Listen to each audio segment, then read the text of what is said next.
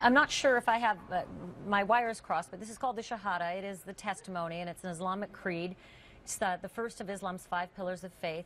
And I think if you wanted to make a connection, it would be maybe considered equal to what Christians consider the Lord's Prayer.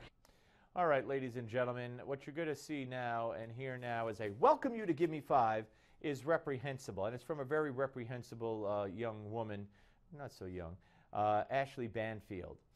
Who you're going to hear what she has said in the past at the end of this. But here she's going to compare the Shahada, which is what the ISIS terrorist thugs, the inhumane animals, make people recite before they cut their heads off to prove first if they are Muslim or not. If they don't know it, they cut their heads off. So they use that as a measuring tool, as a judgment tool, to see if these people are really Muslims, and if they're not, they decapitate them.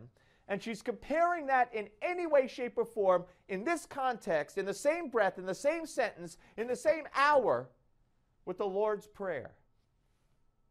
Only on CNN, right? Here's more. Is it also the same thing that some terrorists use to separate Muslims from non-Muslims in some of these terrorist incidents? They ask them to recite this creed, and if they can't, they're put in the group that is going to die. So she compares first the Shahada. She compares the Shahada on its face to the closest thing she could come up with is the Lord's Prayer for Christians, okay? And then she goes on, after making that comparison and analogy, to ask her guest, don't they use that Shahada to separate Muslims from non-Muslims before they kill them? So then how is it in any way, shape, or form like the Lord's Prayer? And even if you don't mean it that way, isn't that what you're saying? How stupid, how insensitive, how uncaring do you have to be to make a statement like that? Well, apparently Ashley Banfield has no problem with that. Here's more. One important distinction to make, and clarification I think is critical here. The fact that that might appear anywhere around the United States, anywhere around the world, it shouldn't make people afraid. It is, like I said, if you were to see the Lord's Prayer and someone bastardizing it, it shouldn't make anyone afraid if they see that script, that text, or they hear it. You know what, Ashley? No one's bastardizing the Lord's Prayer to separate Christians from non-Christians and then beheading the non-Christians. She's getting in deeper and deeper and deeper. She's trying to defend this Shahada, which I have no problem with. I don't care. I mean, if that's what Muslims say and recite, then what do I care? But to compare it to the Lord's Prayer, and then in the next breath say, don't they use the Shahada to determine who's going to die? Is the Lord's Prayer used that way? And then to warn people, don't be afraid if you hear the Shahada. You know, don't be afraid just because terrorist groups use it, like the Lord's Prayer, you know, but only they use it to find out who's going to die, who's not a Muslim. I mean, this is so convoluted, so sick and twisted, but it could only come from a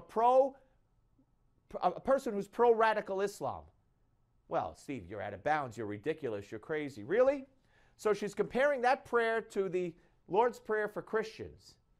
When 5 rabbis were slaughtered like cattle in a synagogue in Jerusalem, Alan Dershowitz was on with this clown, Ashley Banfield, on CNN.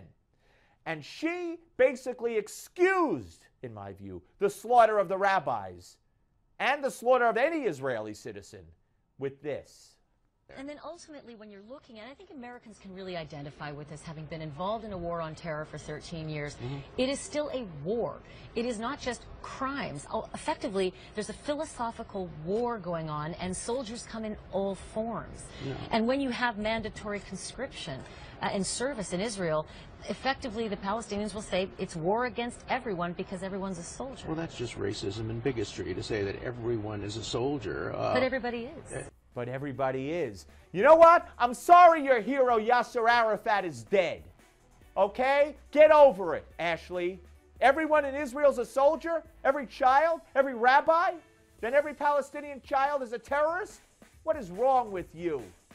It's CNN, though. What do you expect?